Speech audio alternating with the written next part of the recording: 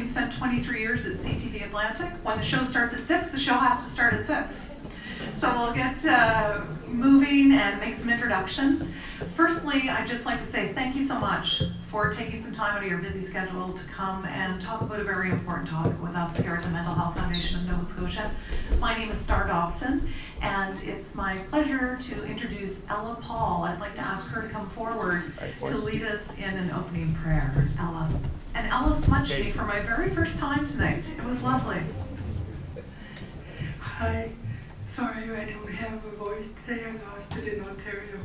But Clayton told me to work it. And talk to the Great Spirit here. No. Anyway, grandfathers, grandmothers, I give you thanks for all of us who are here today. I pray that you be with us as we talk and think about our people who are suffering from mental health issues, no matter what they are. And I pray that you guide us in everything that we do. Thank you all. So we have a pretty casual evening planned for you here tonight. Our goal is to just share information and get a conversation started. Delighted to have Dr. Stan Kutcher joining us. And firstly, though, I wanted to pass along a huge thank you to our hosts here at the Millbrook Community Center. Chief Bob Glode and Peter Glode have just gone above and beyond and welcomed us with open arms. So thank you so much. The venue is perfect. The tea and coffee and water in the back corner there. If you didn't know there were refreshments, please help yourselves. As well, I'd like to thank our sponsors, the Department of Justice and Lawton's Drugs.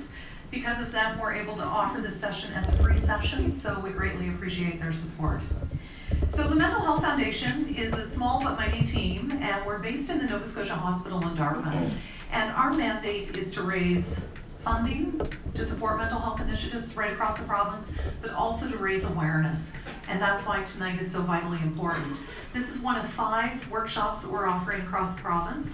Our first one was in Pictou County, then we did one in the Annapolis Valley. Tonight we're thrilled to be here, and we're planning to head to Digby and to Cape Breton for the other 2.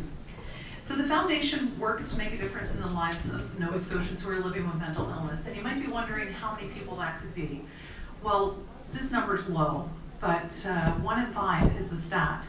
So if we consider that we're close to 1 million people, that's 200,000 people. 1 in 5 when you consider I'm from a family of 5. So, and if you're not one of the 1 in 5 who's living with mental illness, you're certainly one of the 4 in 5 who needs to know how to love and support that person. So our goal here tonight is just to raise your awareness. Shooby FM's in the house. Where's Shooby FM? They're in the back corner, so they're going to join us in a little bit to tell us about what they're working on that's exciting. And of course we have Garrett Glode and the Song Guan Boys who are going to treat us to some entertainment. But first I'd like to ask Chief Glode to come forward to share a few words on behalf of Millbrook First Nation. So let's all welcome Chief Bob Glode.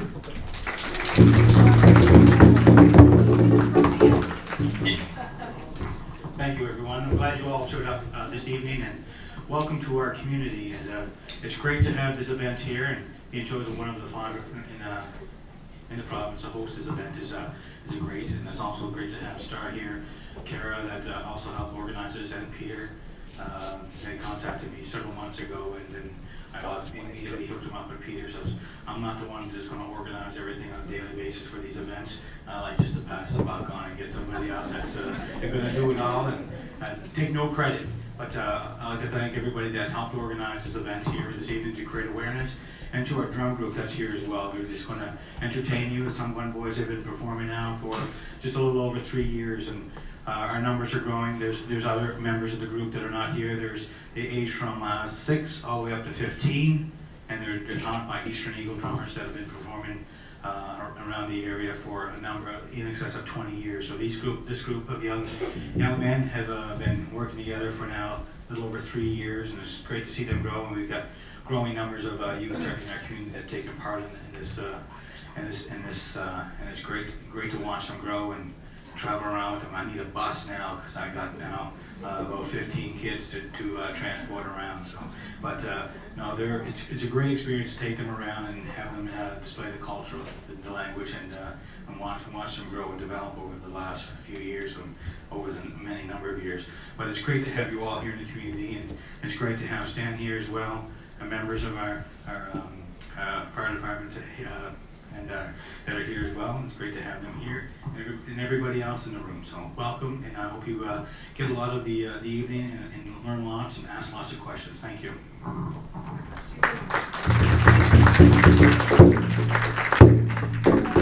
Thank you very much, Chief Glode, and he does have an in with the drummers, because when I walked over to get the microphone, I didn't get any drum music.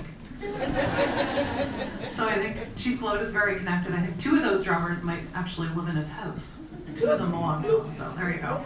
I just wanted to let you know that if you didn't get a door prize ticket on your way in, give your hand a wave and we'll make sure that we get one to you, because Lottens is one of our sponsors and they've given us some gift cards that we'll be drawing for at the end of the night. And you probably noticed this guy who kind of sticks out like a sore thumb. His name is Scott, and he is here to videotape the speakers. So I just wanted to assure everyone in the audience that we're not here to turn the camera around or take pictures of anyone else. It's just to capture basically the message that Dr. Stan Kutcher shares with us tonight, so that we can in turn share it with other people, and perhaps you'd like to hook up to the link and share it with your friends and family who couldn't be here. So that's why the camera's here. Scott, camera only in this direction, right? That's right. Okay, so without further ado, I'm going to pass it on over to Garrett Glode and the Psalm Lawn Boys. So let's hear it.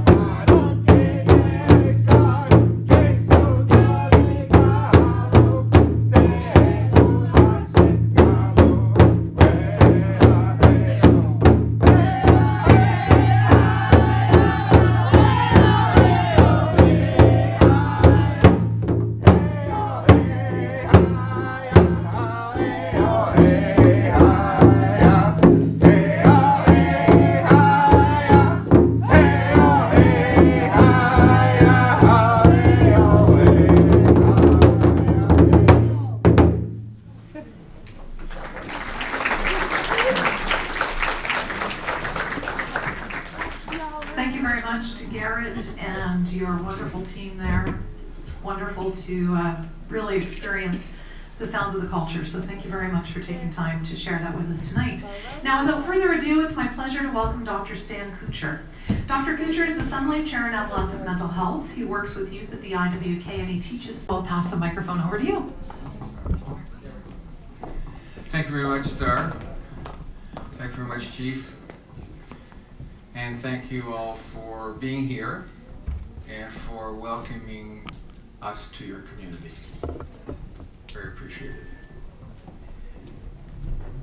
usually when we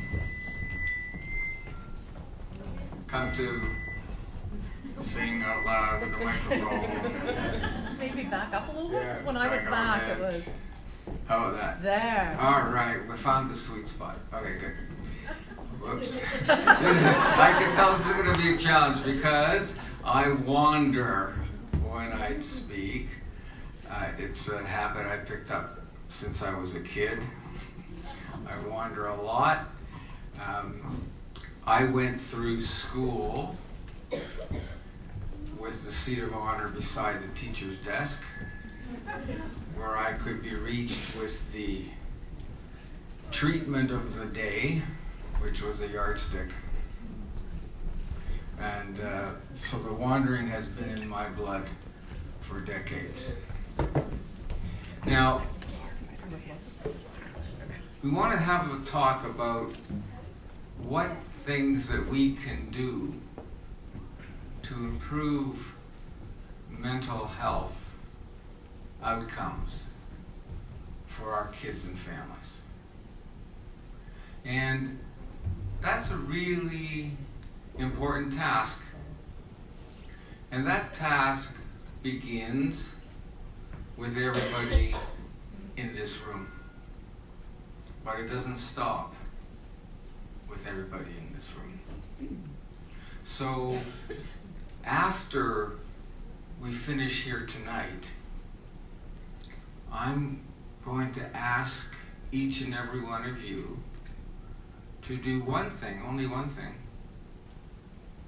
just one, that will lead to improving mental health outcomes for young people and their families.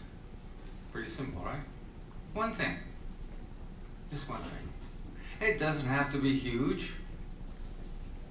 You don't have to give $1 million to the Nova Scotia Mental Health Foundation, but it'd be nice if you did.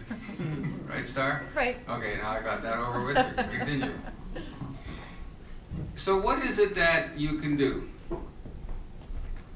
Well, the first thing is that we have to realize that good mental health starts with something that you already have here. Oh, that's weird. Yeah, it starts with something that all of us have or can have.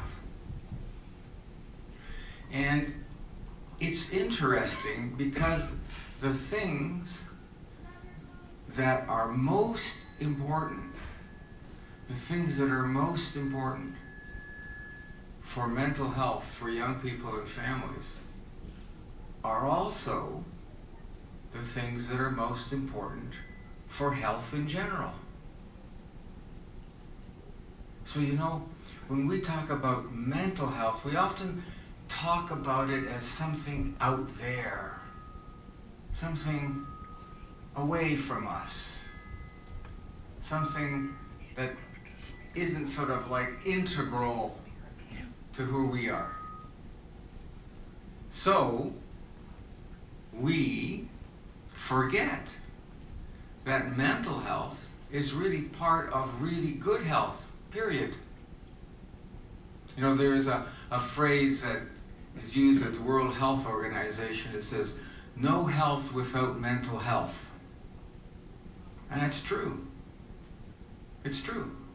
When we use the word mental health, what we're meaning is that we have to draw attention to some things within the wider idea of health.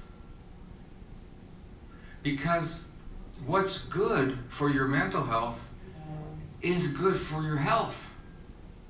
Period. You want to be a mentally healthy person, you make sure you're a physically healthy person. You want to make sure you're a physically healthy person, you make sure you're a mentally healthy person. So, say, wow, that's interesting. Okay, how come? Well, mental health is really all about a healthy brain. Because who you are, every single part of you, your emotions, your feelings, your thinking, your behaviors, who you are in terms of how you interact with the world and know you, that idea of you or me. Where does that come from? That all comes from the brain. We actually are our brains. Thomas Edison, the famous inventor, once said that the whole purpose of the body is to carry the brain around. Well, we've got it the other way around for centuries. We've put the body ahead of the brain. But every single part of our body that works because the brain is directing it to do so. There's actually no part of our body that isn't under constant control of our brains all the time. So we can't separate the brain from the body. They are one. They are united. They're not fragments. They're not silos. They're not really different. They're just one. They're part of the whole. They're part of the circle. So that starts to beg the question. If we really want to have healthy brains and healthy bodies, what do we actually have to do? Who here is a parent? You lift your hands up if you're a parent. All right, lots of parents. Good. Who here has had a child that's been 4 years old? Okay, you remember that. Great. It's better than the terrible twos. And better than the 14s, right? Okay, if you haven't been a parent with a 4-year-old, who here has been 4-year-old? Okay, that's good, everybody. So, you know, we get all these high-paid, falutin doctors and public health officials and bureaucrats. They sit down, they spend their time writing all these papers, you know, like words that I can't understand. Sometimes I don't think they understand them either. But you know what it really takes to have good mental health? It's what all 4-year-olds do naturally. So what do? Tell me. They play, absolutely. They play. And they don't play with this. They don't play with an app. What do they play? They play with their imagination, don't they? They create worlds.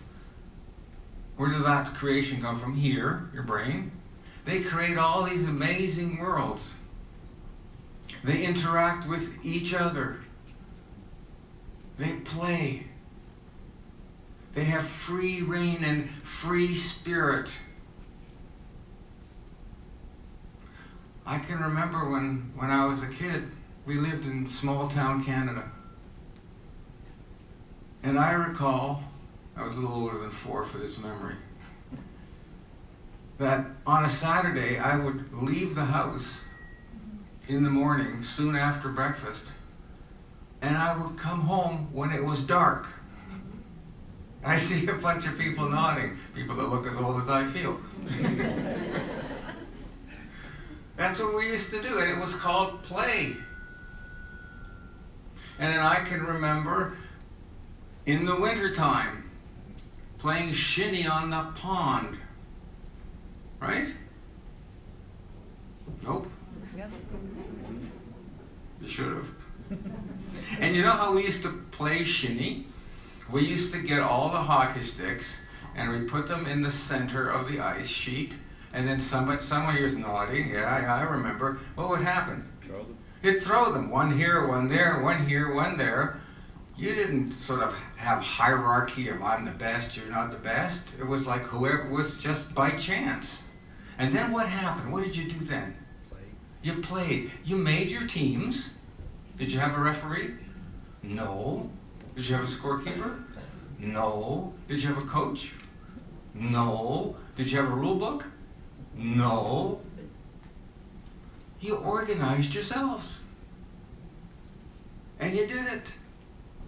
And everybody could do it. And nobody had to teach you how to do it.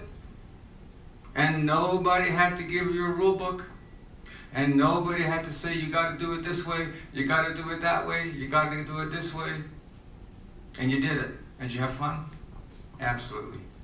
Did you sometimes squabble? Yeah. Right. And when you squabbled and when people disagreed with each other, the group figured out how to deal with it. Yeah, that's what they did. So, play drives imagination. Imagination drives play. The other thing that happens with play is that you usually get a lot of exercise. You're usually running and jumping and all sorts of neat things. And when you exercise, what does that do for your brain? Anyone want to guess? It releases dopamine. Yeah, absolutely. That makes people feel good. Things that release dopamine make you feel good. All right? So it makes you feel good. Good. What else? It actually brings oxygen into your brain. And oxygen is good because it helps the muscles work and it helps the brain work. So having oxygen to your brain is a good thing. No oxygen, dead. Oxygen, good. Okay, you with me? Okay, that's how it works. What else does it do? That's layman's terms. Increases neural networks. Increases neural networks. Very sophisticated comment. Basically, let me translate that into English. When you do a lot of exercise, like not walking to the store, but a lot of good exercise, it actually stimulates the cells that live in the brain to grow and regenerate.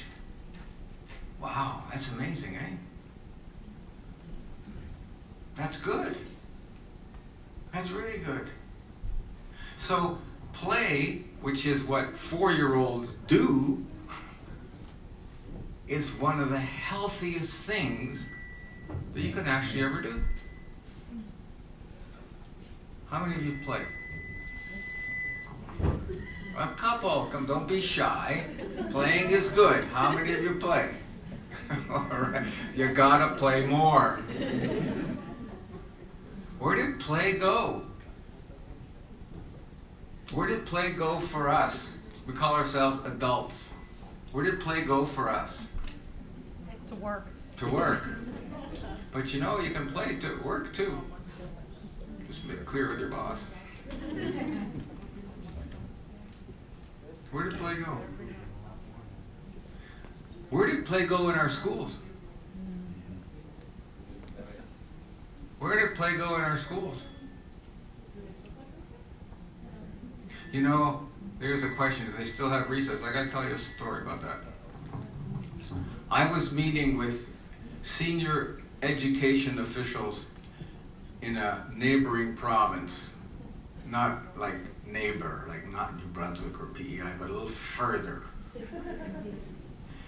And one of the senior people there told me, he said, Dr. Kutcher, we have made a modification to the recess program. I didn't know recess was a program, first of all. I thought it was recess, right? Oh, to the recess program. I said, oh yeah. He says, we've replaced one recess per day, they have 2, with a program called Learn to Play. I wish I was making this up. I'm not making this up. I wish I was. And I said, really? Learn to play? He says, oh yeah. I said, what happens in the program? He says, the kids learn to play. I said, you know what? They don't need a program to learn to play. They actually just do it naturally. So, one of the most important things that we can do is to bring back play. Bring back play. And what kind of play? Not get in line and do this, and get in line to do that, not lift your hand up and wait your turn. You let kids go. Look at this wonderful field around here and the trees. What are trees for? Climbing, exactly. Exactly. What is grass for? Running on. Eating. I don't know. At least someone didn't say smoking.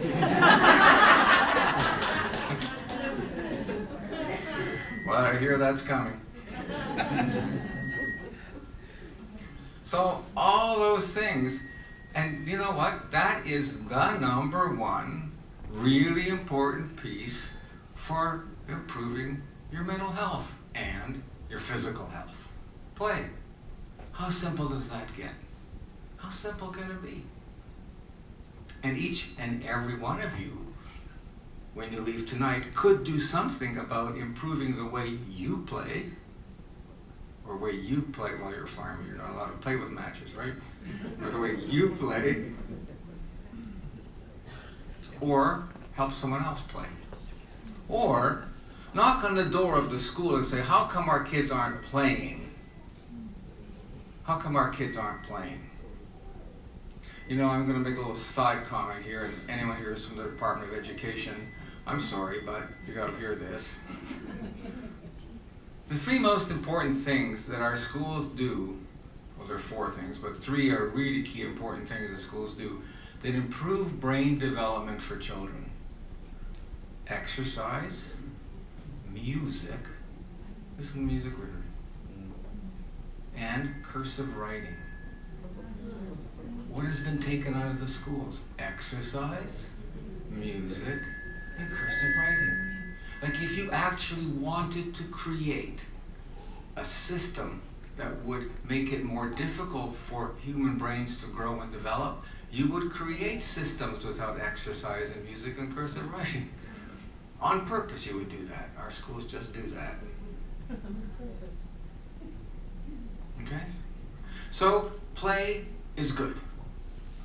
What else is good? Well, you know, there's a whole bunch of different things that are good. Enough sleep, the right kind of food. Yeah, we all know that stuff, right? More sleep is better than no sleep.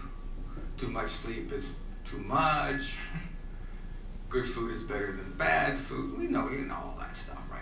So let's go on past that. Let's just jump past those things and say, what else is really, really good and really important? Well, let me tell you about some research that was done. It's still going on. It's one of the longest studies, because if we really want to understand the complex interaction between different factors over life, we have to follow a cohort of people for a long period of time, see what happens to them. So one of the longest studies like this is called the Harvard Longitudinal Study on Normal Aging. So where do you think it came from? Harvard. That's why they put their name at the front. Okay? That's one of the things that you know about Harvard. They never put their name at the back. It's always the Harvard this. It's not this Harvard. Okay? So you all, because they're proud of themselves. So that study followed a lot of people for a long period of time. And they said, what is it that predicts good health? Over time, over many years. What is the things, or what is the most important thing, or what are the couple of most important things that predict good health, a healthy life? All the things about health, being physically well, not getting so sick, what do you think predicts that, good health? So what do you think? Yeah? Positive mind. Positive mind? Good idea.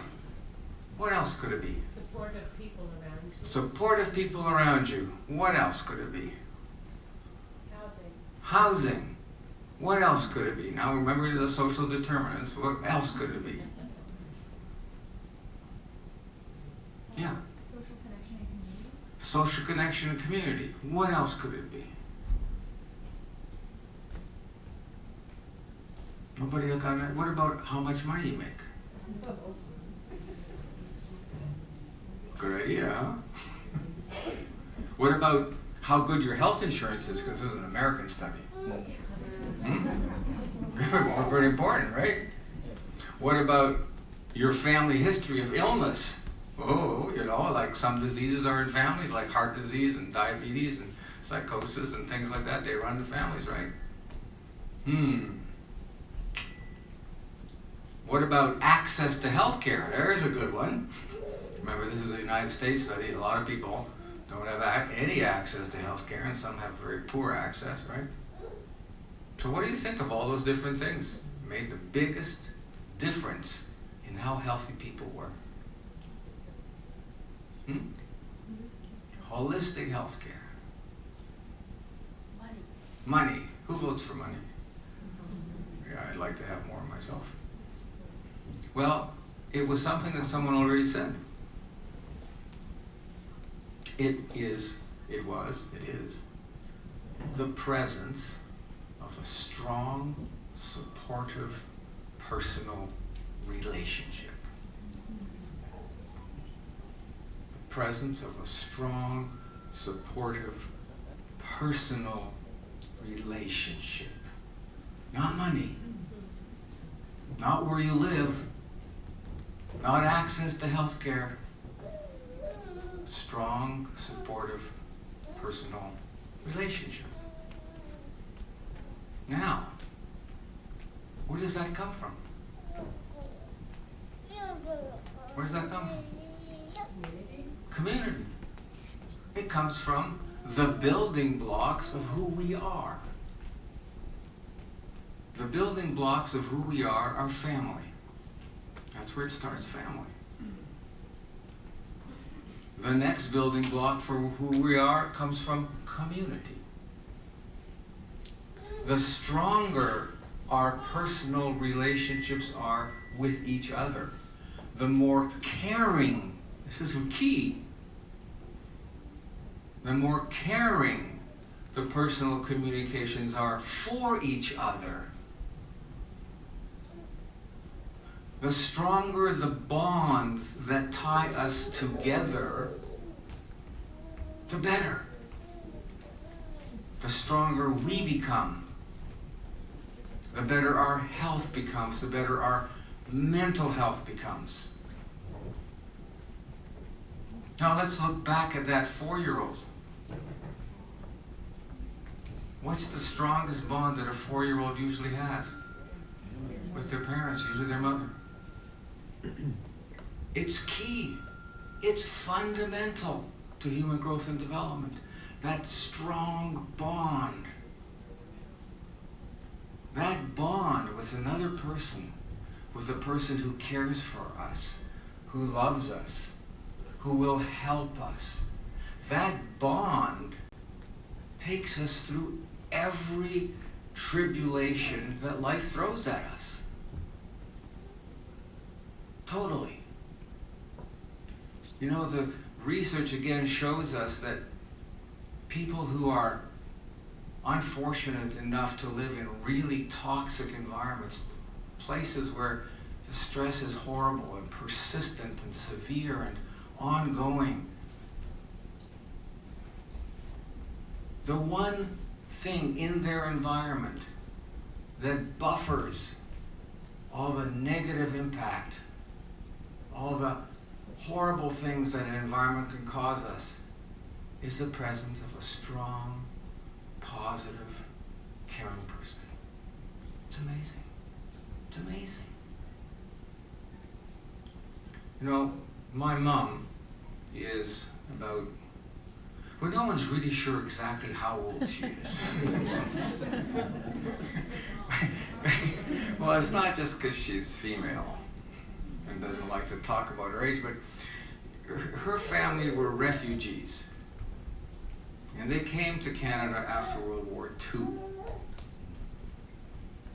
And at that time, families were allowed to come to Canada. But if you had a child over a certain age, they couldn't come with the family. Sounds like Mr. Harper, right?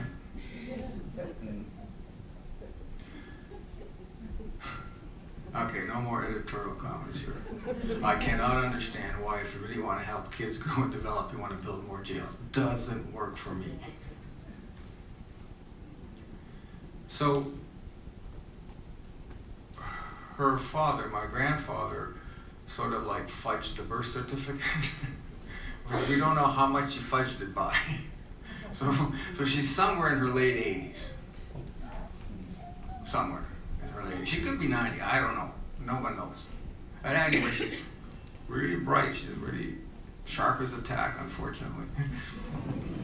Sharp as a tack, knows everything that's going on Facebook. Exactly. Follows her grandchildren, follows her great-grandchildren. No. And this, about 2 summers ago, I realized that there were all sorts of parts of her life story that I did not know. Now, I come from a family of 3 boys. And in every culture, women carry the culture. We would have no culture if it wasn't for the women. Women carry the culture. Women are the bedrock of our society. And we still don't have gender equality. I didn't know parts of her story, and my dad died when I was 21, so I don't know almost anything about his story. And so I thought, wow, this is really unfair, because my mom now has great-grandchildren. And how are we going to tell her story to them? So what I did is I hired, of course, because it's easier for someone else to do it than for me, I hired my cousin's daughter, she's an English major at U of T, to interview my mom. She spent the entire summer interviewing my mother. And then she wrote my mother's story. And since my mother is named Raya, the book is called Raya's Story. And we had the book done and bound, it's a beautiful book. And we gave it to every one of the children and the grandchildren and the great-grandchildren as a Christmas gift. It was really neat. But it was the story of the family. And I realized after that had happened that I had inadvertently, without thinking about it, brought that tie from generation to generation to generation. And that I had hopefully given her grandchildren, great-grandchildren, some meaning in their lives, helped increase that bond of belonging. Knowing your history, being proud of your history. Not being afraid of it. Being proud of it. You guys know about that. And in that book, there was one small half page at the end of a chapter that really stuck out for me. And you know, she and her parents and my uncle had survived through the most horrific circumstances. Leaving their homes, being taken from their homes in the middle of the night, put on cattle trains in the freezing winter. Half the people in the train car died. Going to the work camps, getting sick with typhoid fever, somehow surviving. Almost starving to death. Bombing everywhere. People dying.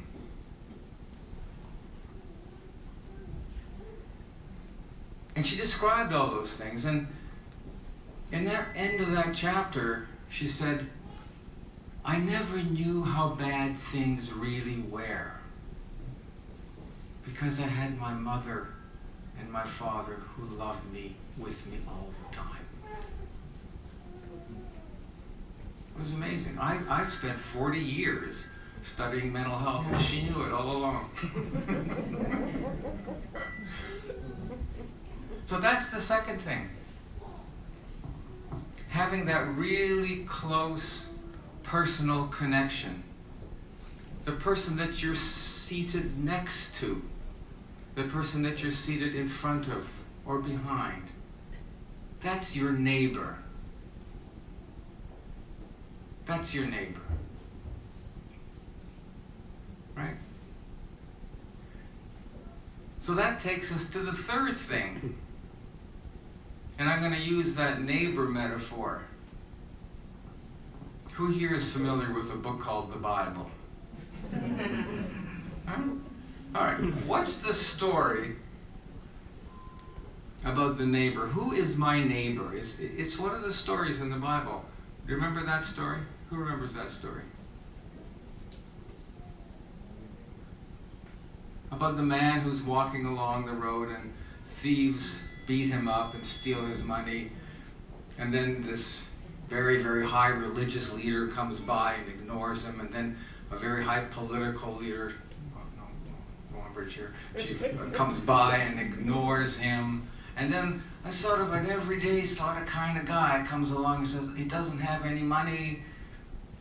And he picks him up and he carries him into the next village and he pays for medical attention. That's your neighbor. That's your neighbor. Well, the really amazing thing is that being a neighbor actually is really good for our health. Whoa. Yeah, it is.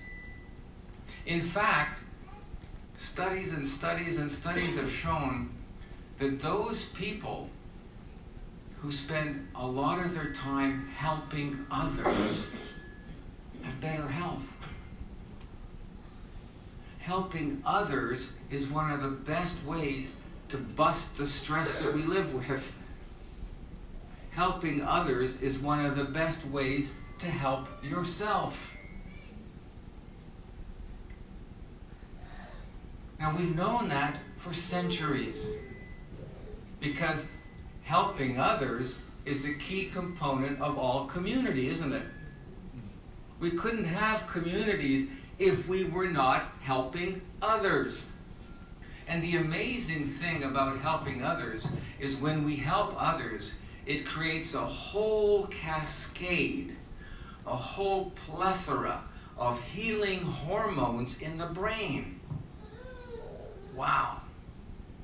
There actually are hormones in our brain that help us help others. Really, there are. And those are the hormones that help our hearts be healthy. And those are the hormones that help our muscles do their thing. And those are the hormones that break down inflammation, which is bad for our bodies. So the simple feature of helping another person makes you and you and you and you and me healthier. Now, we live in the me generation. It's all about me. And actually, in the mental health area, we often hear about take care of yourself first. Do it for me. I'm tired and burnt out. Take care of me. You want to take care of you? Take care of somebody else. Take care of somebody else. And the other thing that does, when you take care of somebody else, not only does it make you healthier, but it increases the probability that when you need help, someone's going to take care of you. It increases the probability that when we live with neighbors, we're going to be stronger as a people. When we live with neighbors, we're going to be stronger as a community. When we live with neighbors, we will be healthier. our mental health will be better, and our physical health will be better. So those are the key components to mental and physical health. Play,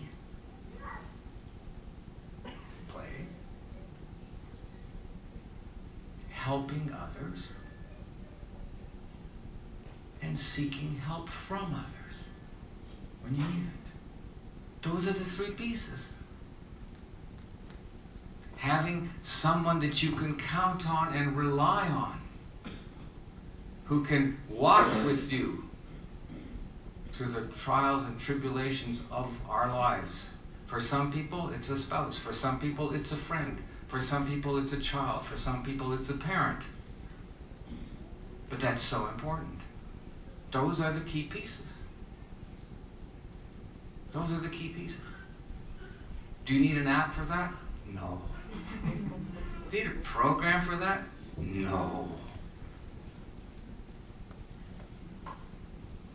That's pretty basic, isn't it? That's going back to basics. Do you need a medicine for that? No. Do you need treatment for that? No. What do you need for that? Just what you guys are doing here. Sitting beside each other. When you leave here talking to somebody. Before you leave that door, going and introducing yourself to someone you don't know. Say, hi, I'm so-and-so, who are you? How hard is that? Not so much. How much does that cost?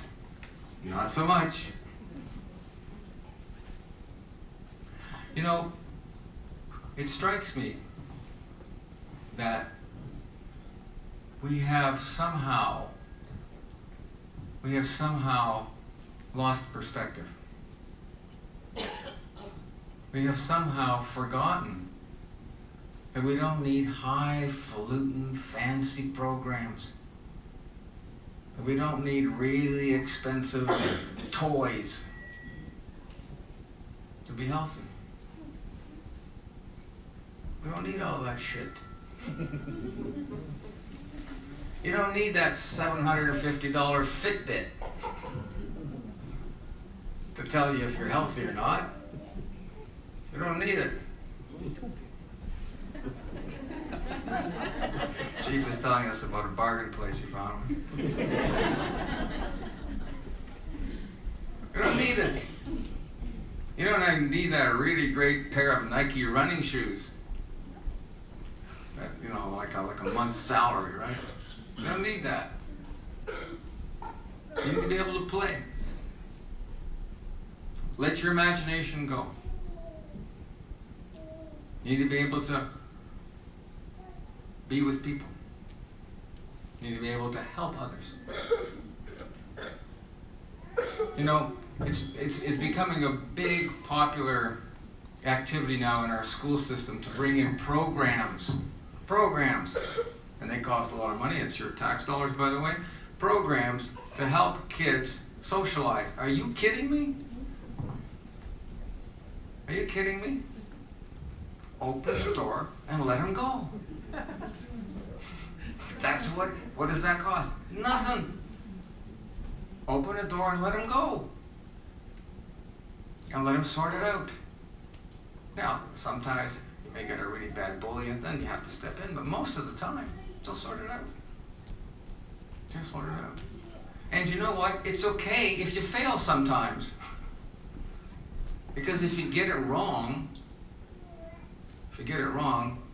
you learn the next time, don't do that. And it's okay to get it wrong. We learn more from the things that we get wrong than the things that we get right. We all do that. And we have many, many, many failures before we find the thing that we're looking for. It's common. It's normal. That's how we're built. And we're built to do that. So all these things that I'm talking about, none of them are rocket science. But somehow, we've lost that direction. We've created apps for everything. We've created a program so kids can learn to play. to do that. But it takes a lot of courage to stand up and say, you know what? Instead of our kid wearing a helmet, knee braces, elbow pads, when they go onto the playground, they should just go and run. But you gotta do that. Those are good and those are important. But you know, within that group of all the things that we do, and we gotta do them, within that group of all those things, some people will still get ill. And you can get ill with diabetes, you can get ill with heart disease, you can get ill with multiple sclerosis, you can get ill with cancer. Even if you do all the right things, you can still get ill. One of my close friends, when I lived in Toronto, yeah, I'm a come from away. One of my close friends died of a heart attack at age 48. He ran marathons. He exercised daily. He watched his food intake, absolutely perfect diet. Died of a heart attack. There was no male in his family that lived past age 50. They all died of heart attacks. So sometimes you do your best, and it's not your fault. All right? So, as society, as a group, as a community, because that's what a society is, just a big community, has to take care of people who are sick. That's what we do. We do that in our families. We do that in our communities, and we're supposed to do it in our societies. We're just not very good at it in our societies. And the measure of any society,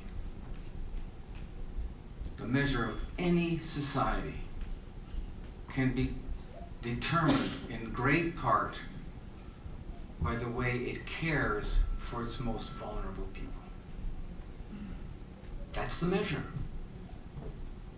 It's really easy to care for the healthy people. It's really easy to care for the rich. Doesn't take a lot of work. Just be Donald Trump, you're fine. But it takes a lot of work to care for the most vulnerable. It takes a lot of work to care for people who are poor. It takes a lot of work to care for people who are homeless. It takes a lot of care for people who have been disadvantaged, who have been prejudiced against, who have been put down and trodden on. It takes work to care for those people. You know those people. It takes work to care for those people. And it takes work to care for the people who have a mental illness. Because people who have a mental illness are some of the most vulnerable people in our society. Not everyone, but many of them are. And yet, as Star was saying earlier, although 1 in 5 people have a mental illness in our society that needs treatment, that needs care, that needs community support for sure, but needs something beyond that, most of the people who need that don't get it. That's just wrong. That's not right. That's not a good measure of our society. That doesn't give us a star as Canadians. It gives us the opposite. So, when I was in medical school in the 1970s, 1 in 4 Canadian young people who needed mental health care got it. You know what that number is today? It's about 1 in 3.8. 1 in 3.8. Yeah, we've improved. Good. in 40 years. And for young people, the illnesses that affect the youth of our society are the mental disorders. There was a measure called burden of illness, which calculates how much negative impact an illness has on an individual.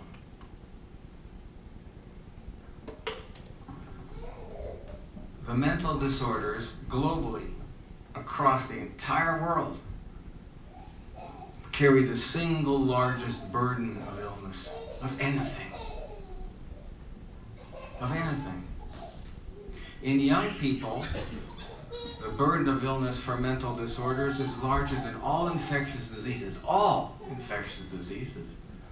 cancers, all heart disease, all endocrine diseases put together.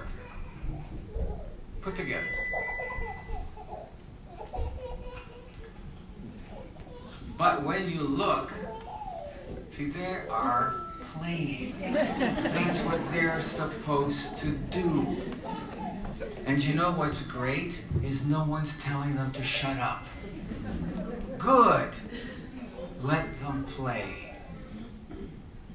Isn't that sound of the laughter wonderful? It makes you feel good, doesn't it?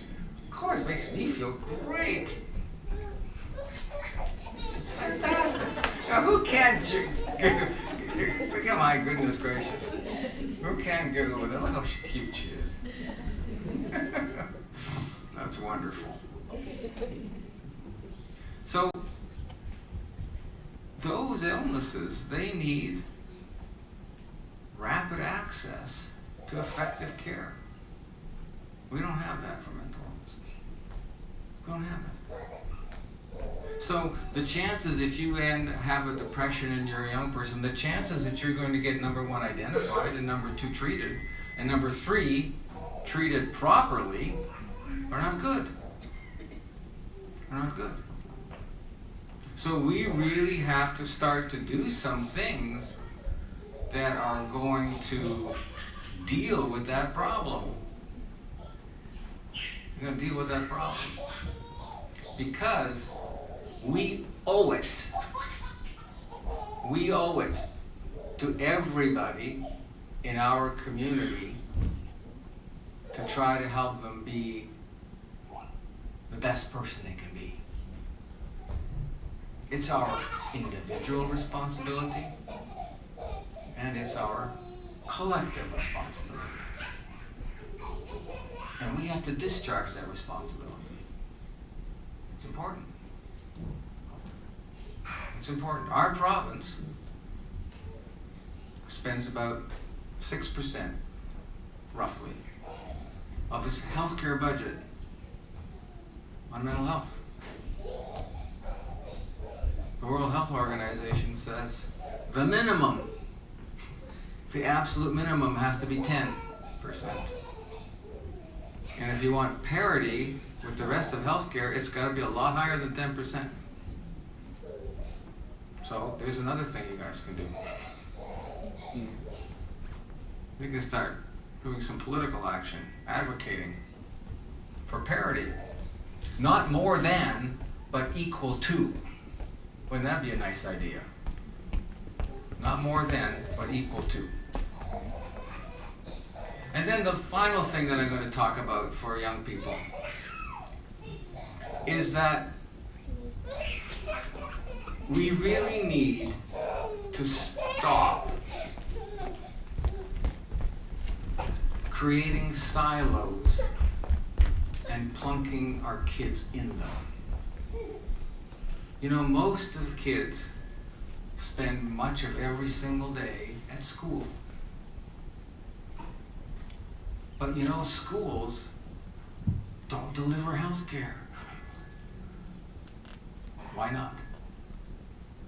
Why not? Why can't a kid who's in grade 9, who has acne, and diabetes, and anxiety, not go to the school health center and get care? Why? It's cheaper to do that than the way we do it now. Way cheaper. You see, the reason for that is because, well, there is no good reason for that. That's the problem. There's no reason not to do it. And again, that's an area that the research is very clear on.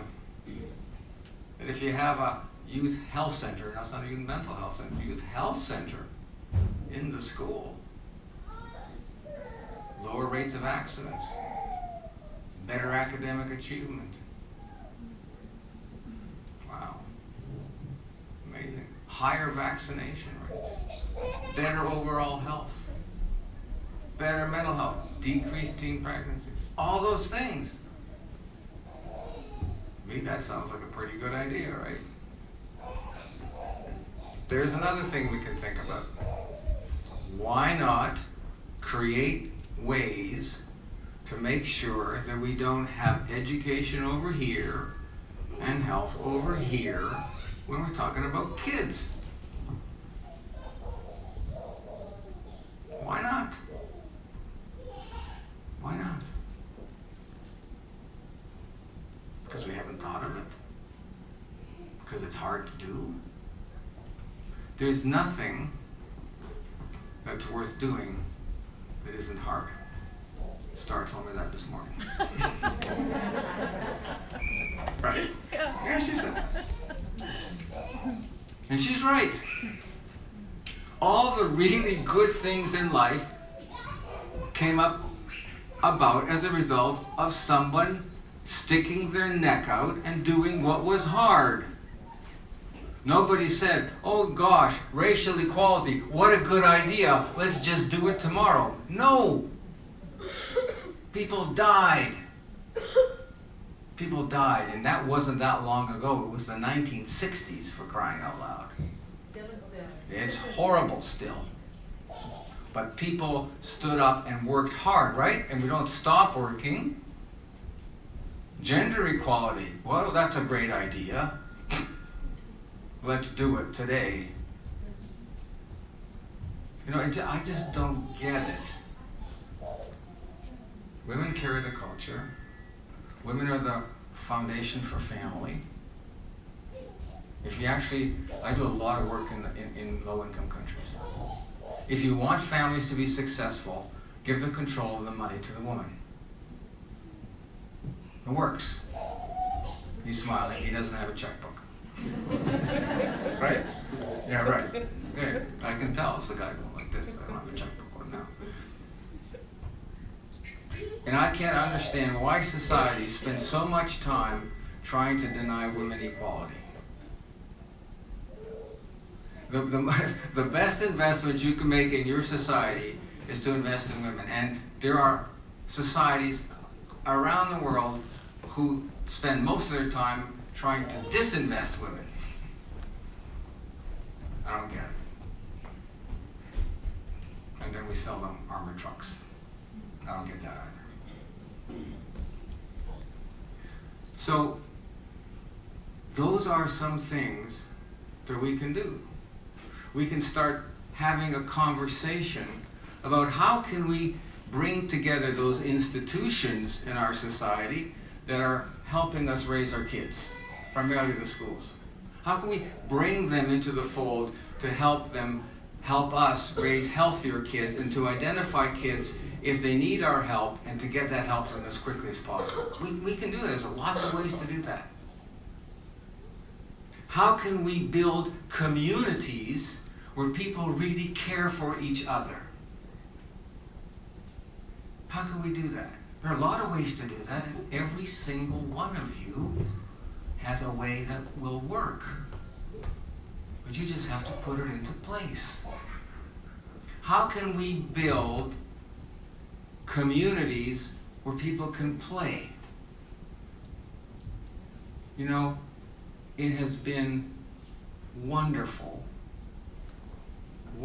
to be here with you, and everyone is very comfortable with letting the kids play. Fantastic. Wonderful. Those kids are part of the community, right? The way that the community envelops and you envelope your children. You don't put them in a bubble, you envelope them to give them a lot of room in that envelope. The way this community here is enveloping these children, that's the right way to do it. That's the right way to do it. We have to try to make sure that every other part of the community does that, and other communities do that too. So you see,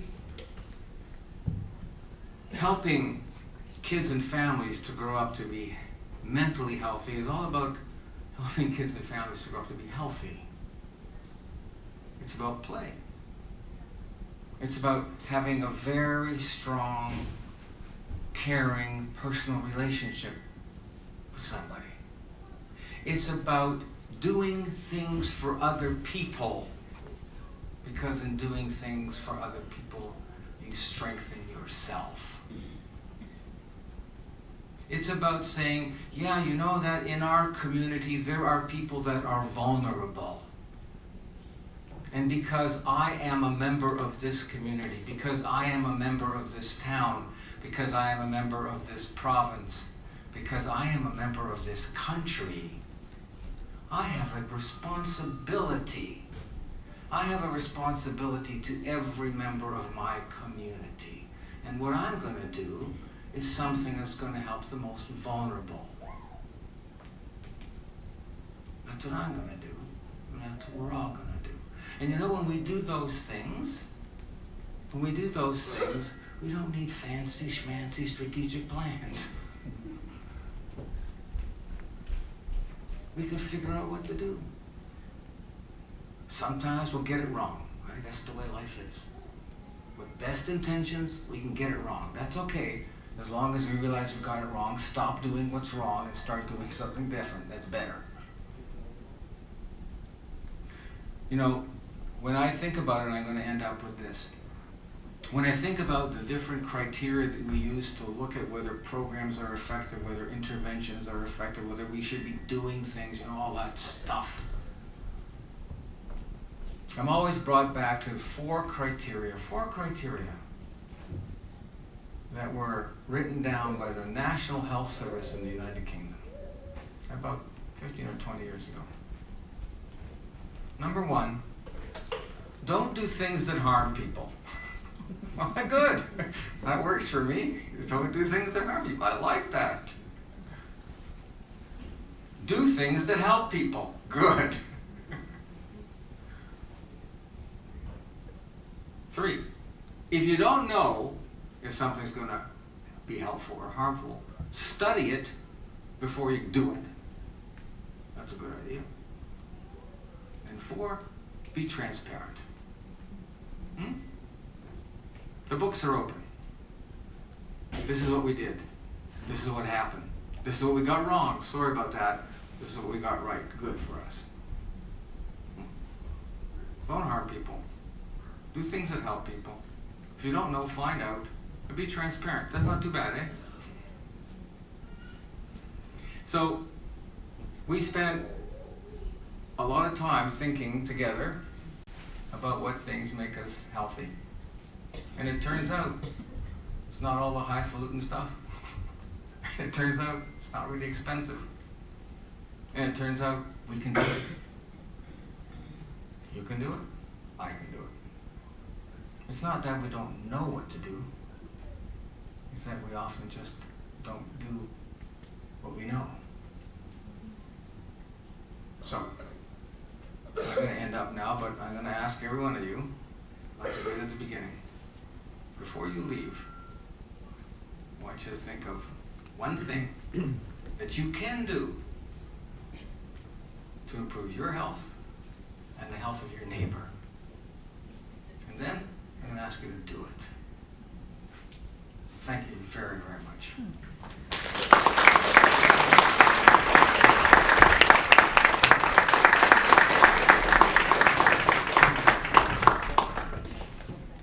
Wow. Thank you for making it so simple. It really is so simple. let's stand, get a drink of water here. And I'm going to ask our friends from Shuby FM to please come forward, because we have Tamsin Brennan, April Maloney, and Clayton Paul, and they'd like to share a few words just to let you know what they're up to and how they're working to connect with their community and to connect with their neighbors and to help people by sharing a message about good mental health. So Tamsin, I'll pass the microphone over to you.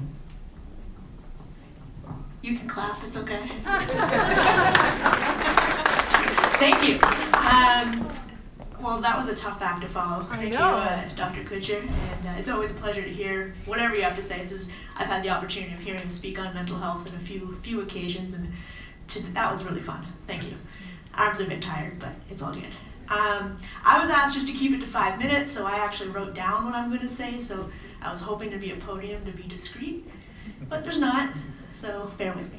My name is Tamsin Brennan. I'm here tonight to talk about a project we're working on over at Shuby FM called Gejunen La Nige, which in English means now that we know. Kind of ties in with the theme there, Dr. Kutcher.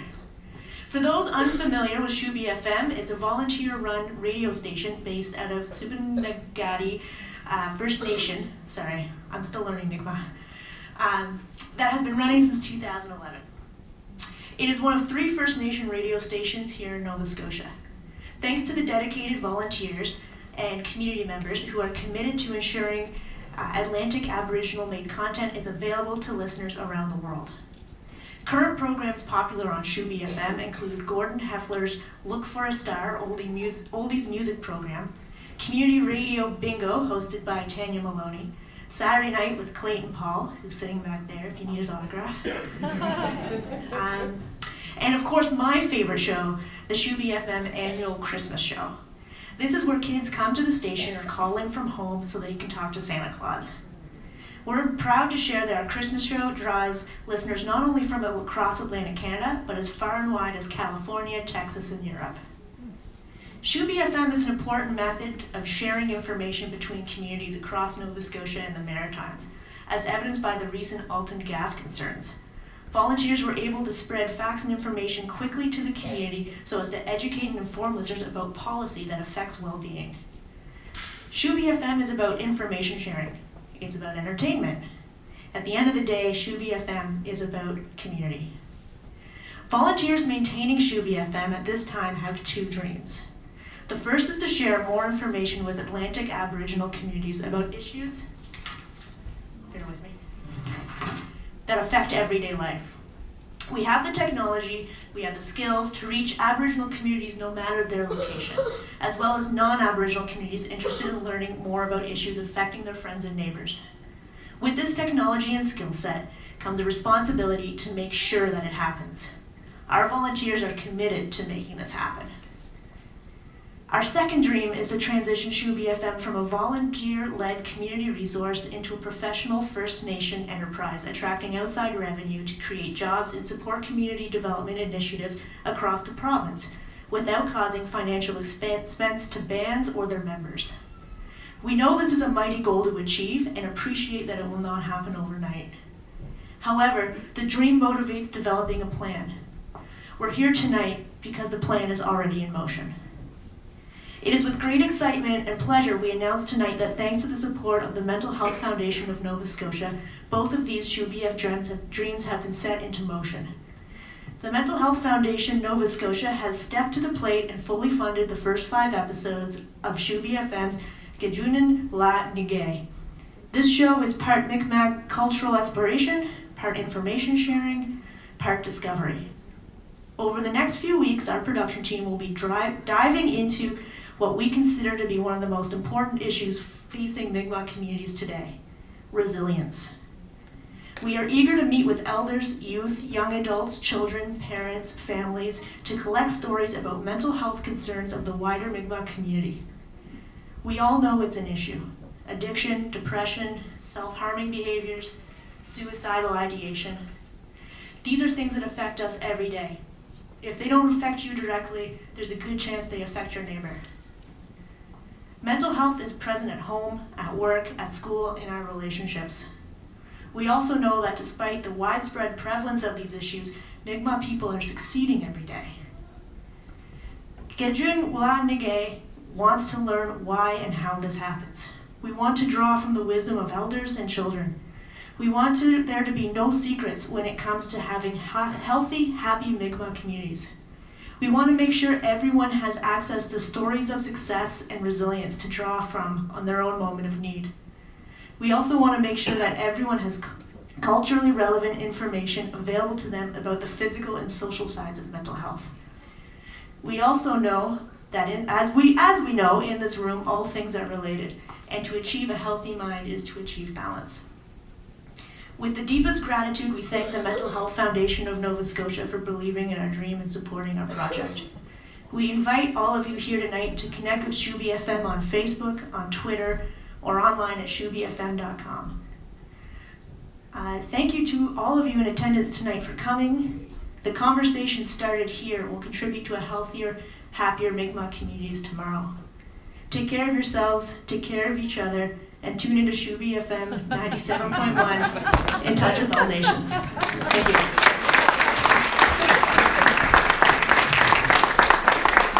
Thank you so much, Tamsin.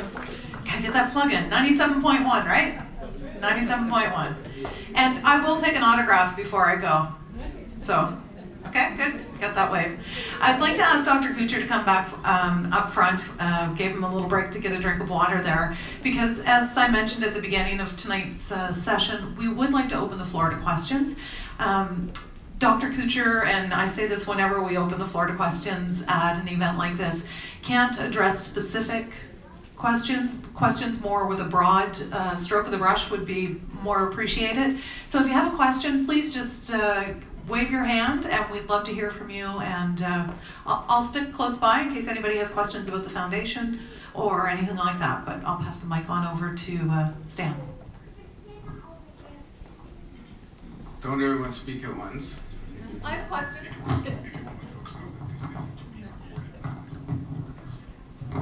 So, all right, wonderful.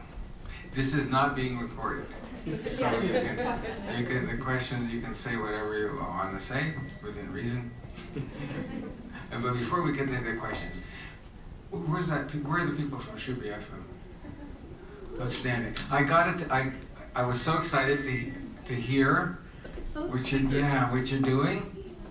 I got to share a story with you, because we have been working for 3-4 years now in sub-Saharan Africa, in Malawi and Tanzania. And with Farm Radio International, we created a show called Nkawa J in Malawi. You can go on YouTube and see it. And Positive Mood in Tanzania. And what it is, it's Degrassi Junior High on radio for kids. And we have reached over 500,000 kids in a case-controlled research design, of course, to see what impact these radio dramas have on kids. It's amazing. I mean, it's part of a whole approach that brings in schools and healthcare clinics and things. But the radio show in Kawaje in Malawi is the most popular show in the country. It's astonishing. And it's great. So more power to you. Go for it. Go for it. That's fantastic. I'm so pleased to hear.